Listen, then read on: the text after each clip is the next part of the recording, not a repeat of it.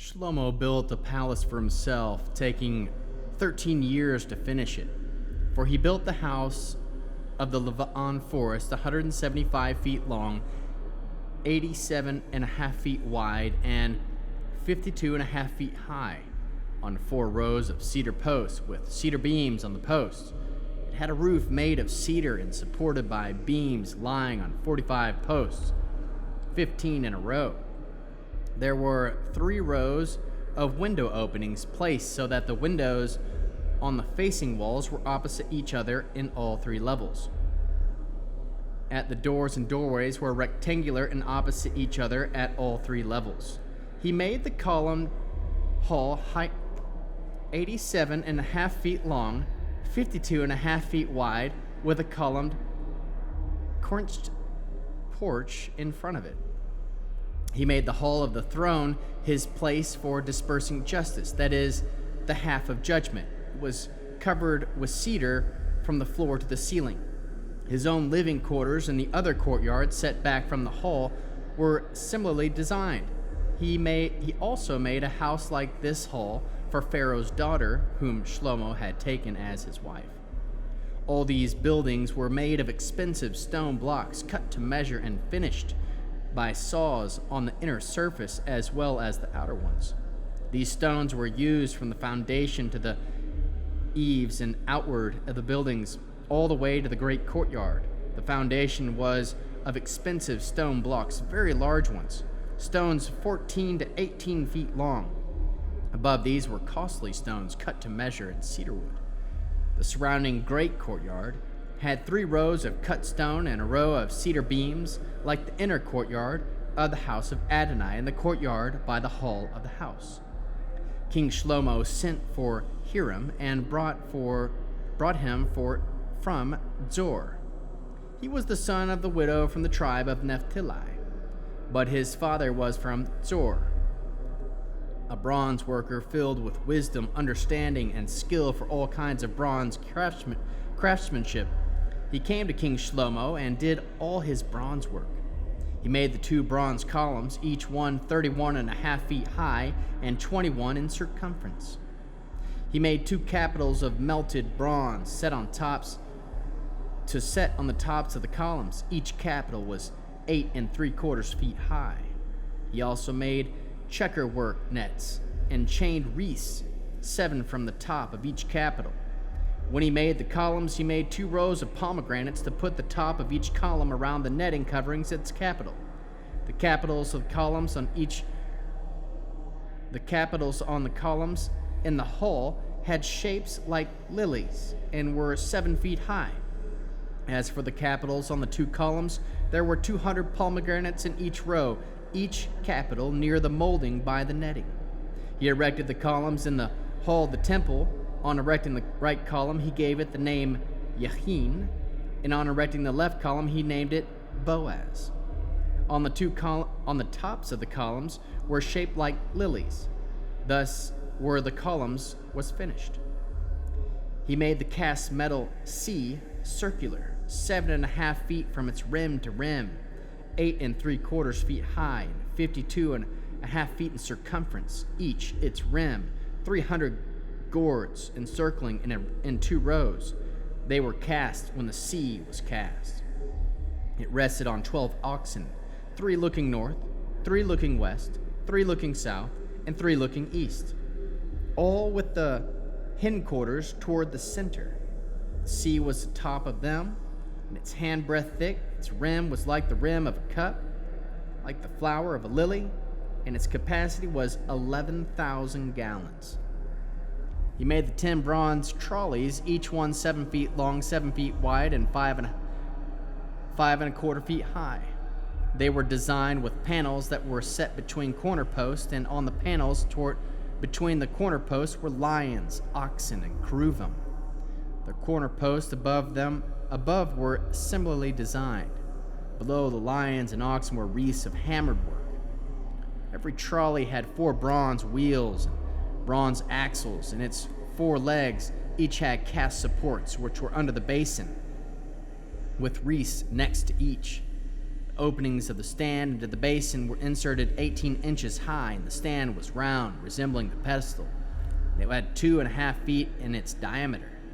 On the stand were carvings, and on the outside was square, not round. The 4 wheels were under the panels of the axles, for the wheels were attached to the trolleys. Each wheel had its 2.5 feet in diameter. The wheels were made like chariot wheels. Their axles, rims, spokes, and hubs were all cast metal. There were 4 supports at the 4 corners of each trolley. The supports were attached to the trolley itself. In the top of the trolley were a circular support 10.5 inches high, and the trolley corner posts and panels were attached to its top. On the sides of the panels and its corners were carved cherubim, lions, and palm trees, according to the amount of space each required, with wreaths surrounding them. According to this design, he made 10 trolleys. All of them were cast from a single mold, so that they had the same size and shape. He made 10 bronze basins, each basin's capacity 220 gallons, and each diameter 7 feet. There was a basin for each of the 10 trolleys. He arranged the 5 of the trolleys the right side of the house and 5 on the left side.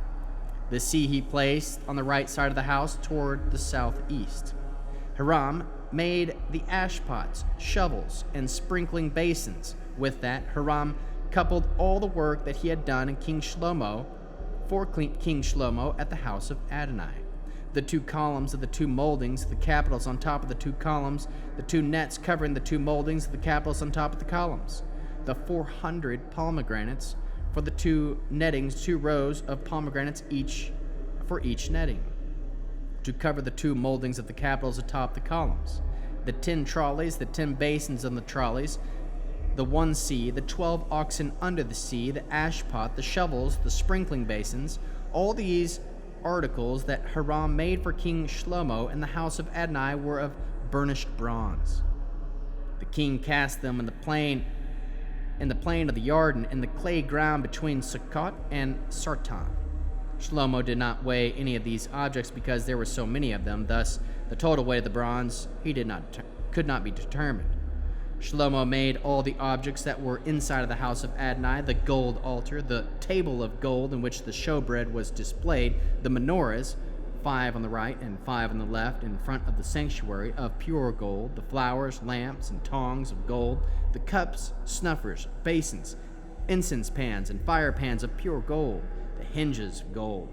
Both of those are the doors in the inner house and the especially holy place, and those for the doors of the house that is of the temple. Thus all the work of King Shlomo did in the house of Adonai was finished. After this, Shlomo brought all the gifts which David his father had dedicated, the silver, the gold, the utensils, and put them in the treasury of the house of Adonai. When Shlomo assembled all the leaders of Israel, all the heads of the tribes, of the chiefs of the patterns, clans, the people of Israel, to King Shlomo in Jerusalem, to bring the ark for the covenant of Adonai out of the city of David, also known as Zion, all the men of Israel assembled before King Shlomo at the festival in the month of Etanim, the 7th month. All the leaders of Israel came. The Kohen took the ark and brought up the ark of Adonai, the tent of meeting, and all the holy utensils that were in the tent. These were what the Kohanim and the Leviim brought up. King Shlomo and the whole community of Israel assembled in his presence were with him in front of the ark, sacrificing sheep and oxen in number beyond counting and recording. The Kohen brought the ark of the covenant of Adonai to its place inside the sanctuary of the house, to the especially holy place, under the wings of the cherubim. The cherubim spread out their wings over the place of the ark, covering the ark and its poles from above. The poles were so long that the ends could be seen from the holy place in front of the sanctuary, but they could not be seen from outside. They are there to this day. There was nothing in the ark except the two tablets of stone which Moshe put there at Horeb, when Adonai made the covenant with the people of Israel at the time of their leaving the land of Egypt. When the Kohanim came out of the holy place, a cloud filled the house of Adonai, so that because of the cloud, the Kohanim could not stand up to perform their service, for the glory of Adonai filled the house of Adonai. Shlomo said, Adonai said he would live in the thick darkness, but I have built you a magnificent house, a place where you can live forever. Then the king turned around and blessed the whole community of Israel. The whole community of Israel stood, and he said, Blessed be Adonai, the God of Israel, who spoke to my father David with his mouth and fulfilled his promise with his hand. He said, Since the day I brought my people out of Egypt, I chose no city from any tribe of Israel in which to build a house, so that my name might be there. But I did choose David to be over my people Israel.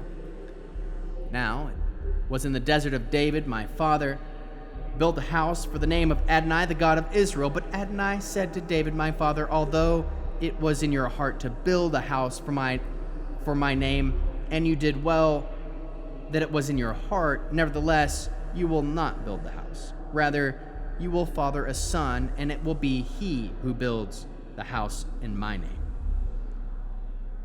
Now Adonai has fulfilled this spoken word of his, for I have succeeded my father and sit on the throne of Israel, as Adonai promised.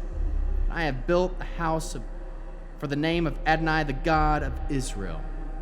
There I have made a place of the ark containing the covenant of Adonai, which he made with our ancestors when he brought them out of the land of Egypt.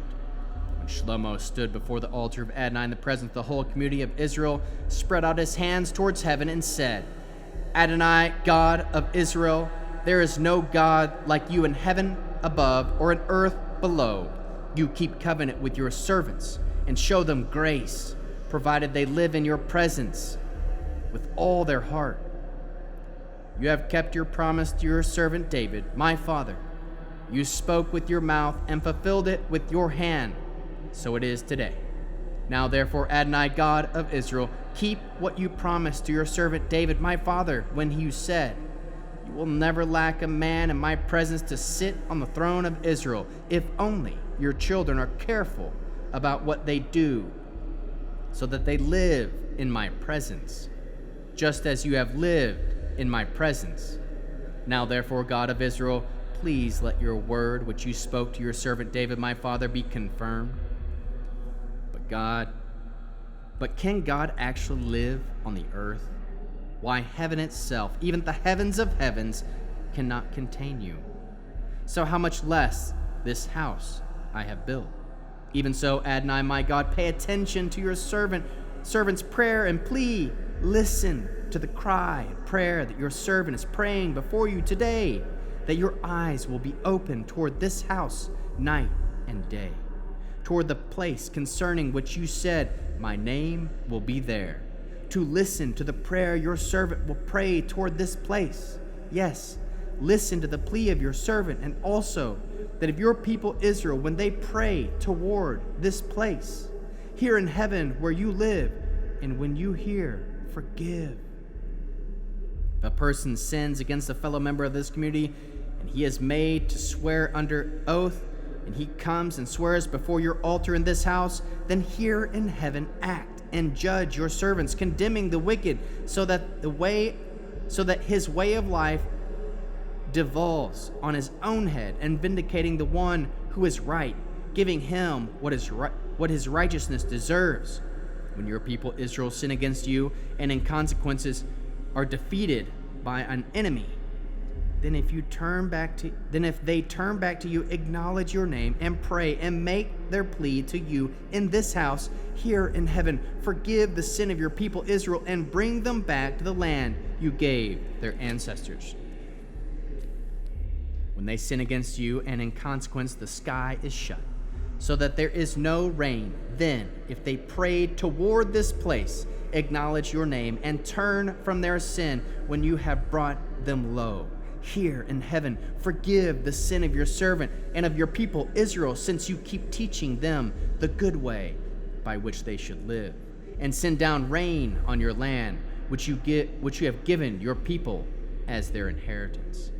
If there is a famine in the land, or blight, windstorm, mildew, locusts, shear worms, or if their enemy comes in the land and begins and besieges them in any of their cities, no matter what kind of plague or sickness it is, then, regardless of what prayer or plea anyone among all your people Israel makes, for each individual will know what is plaguing his own conscience.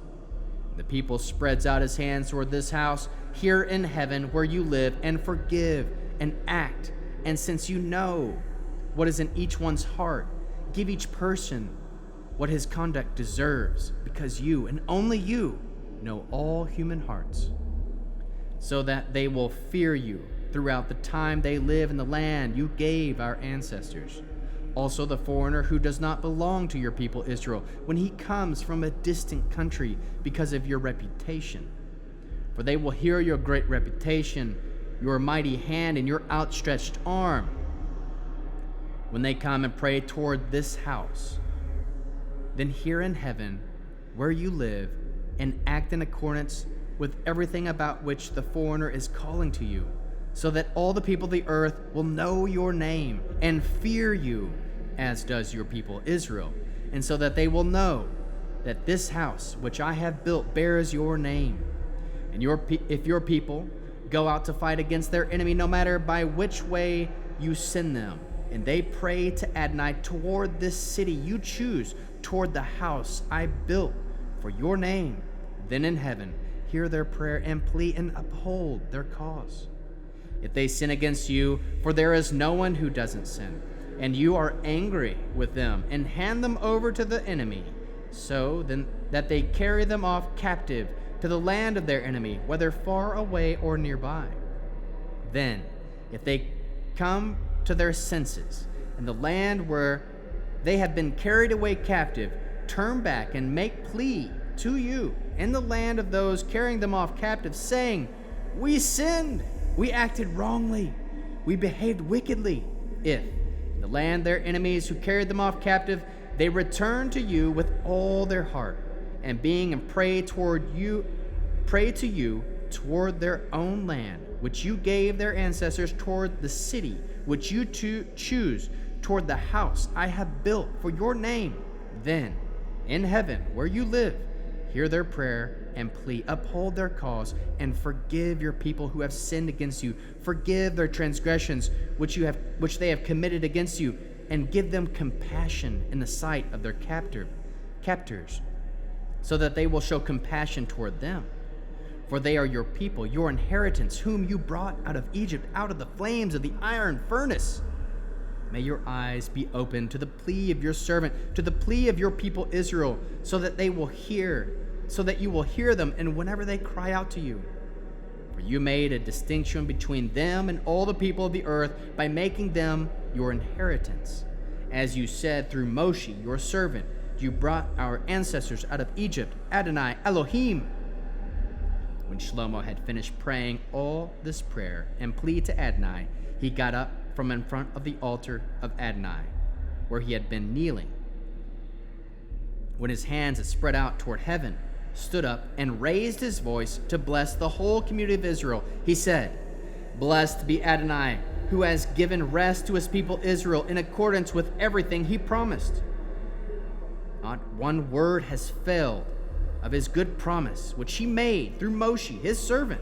May Adonai our God be with us, as with our ancestors. May he never leave us or abandon us.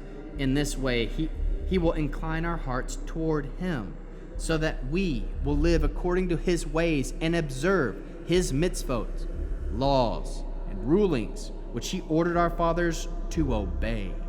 May these words of mine, which I have used in my plea before Adonai, be present with Adonai our God day and night, so that he will uphold the cause of his servants and the cause of his people Israel day by day. Then all the peoples of the earth will know that Adonai is God. There is no other. So be wholehearted with Adonai our God, living by his laws and observing his mitzvot, as you are doing today. Then the king, together with all Israel, offered sacrifices before Adonai for the sacrifice of peace offering, which Shlomo offered to Adonai. He offered 22,000 oxen and 120,000 sheep. Thus the king and all the people of Israel dedicated the house of Adonai. same day, the king consecrated the center of the courtyard in front of the house of Adonai, because he had to offer the burnt offerings, the grain offerings, the fat of the peace offerings there. For the bronze altar before Adonai was too small to receive the burnt offerings, the grain offerings, and the fat of the peace offerings. So Shlomo celebrated the festival at that time. All Israel, a huge gathering, that they had come all the way from the entrance of Hamat to Vadi of Egypt, celebrating with him before Adonai our God for 7 days, and then for 7 more days, 14 days in all. On the 8th day, he sent the people away. They blessed the king and returned to their tents full of joy and glad of heart, for all the goodness of Adonai had shown to David his servant and to the people of Israel. After Shlomo had finished building the house of Adonai, the royal palace, and everything else he wanted to build for himself, Adonai appeared to Shlomo a second time, as he had appeared to him in Givon. Adonai said to him, I have heard your prayer and your plea that you made before me. I am consecrating this house, which you built, and placing my name there forever. My eyes and heart will always be there. As for you, if you live in my presence, and as did David your father, in the pureness of heart and uprightness, doing everything I have ordered you to do and observing my laws and rulings, then I will establish the throne of your rulership over Israel forever, just as I have promised David your father when I said, you will never lack a man on the throne of Israel. But if you turn away from following me, you and your children, and do not observe my mitzvot and regulations which I have set up before you, and go and serve other gods, worshiping them, then I will cut off Israel from the land I have given them. This house, which I consecrated for my name, I will eject from my sight, and Israel will become an example to avoid and an object of scorn among all peoples. This house, now so exalted, everyone passing by will gasp in shock in the sight of it, and will ask, why has Adonai done this to this land and to this house? But the answer will be, it's because they abandoned Adonai their God, who brought their ancestors out of the land of Egypt and took hold of other gods, worshiping and serving them. This is why Adonai brought all these calamities on them. At the end of 20 years, during which time Shlomo had built the 2 buildings in the house of Adonai, the royal palace, King Shlomo gave Hiram 20 cities in the land of Gilead.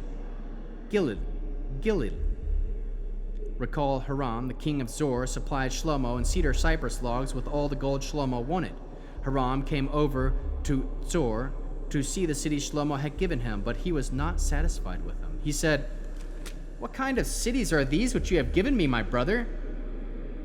So they have been called the land of Cabul, good for nothing, to this day. Hiram had sent the king 4 tons of gold. Following in the count, forced labor levied by King Shlomo for the buildings of the house of Adonai, his own palace, the Milo, the wall of Yerushalayim, the cities of Hatzor, Megiddo, and Gezer. Pharaoh, king of Egypt, had gone up, taken Gezer, burned it to the ground, and killed the Canaani living in the city. Then he had given a dowry for his daughter Shlomo's wife. So Shlomo rebuilt Gezer. He also built lower Beit Haran, Beit Tadmor in the desert in the land, as well as all the cities that Shlomo had for storing up supplies, the cities for the chariots and the cities for the horsemen, and all the other buildings Shlomo wanted to build for himself in Jerusalem. In the Leva'an and throughout the land he ruled. All the people still left from the Emori, Hitti, Prizi, Hivi, and Yevushi, who were not part of the people of Israel, that is, their descendants remaining after them in the land, whom the people of Israel were not able to destroy completely. From them Shlomo levied his forced laborers, as it is to this day. But Shlomo did not raise any of his forced laborers from the people of Israel. Rather, they were soldiers, his servants, administrators, and commanders and officers in charge of his chariots and horsemen. They were 550 chief officers over Shlomo's work, in charge of the workers. Pharaoh's daughter came up from the city of David to her house, which Shlomo had built for her, after that he had built the Milo. 3 times a year Shlomo offered burnt offerings and peace offerings on the altar which he had built for Adonai, offering incense with them on the altar before Adonai. He had finished the house. King Shlomo built a fleet of ships, and Itzon Gever by Elat, the shore of the sea of Suf in the land of Edom. Hiram Hiram sent some of his servants, experienced sailors who understood the sea, to serve as Shlomo's servants. They went to Ophir and took from there gold, 14 tons of it, which they had brought back to King Shlomo.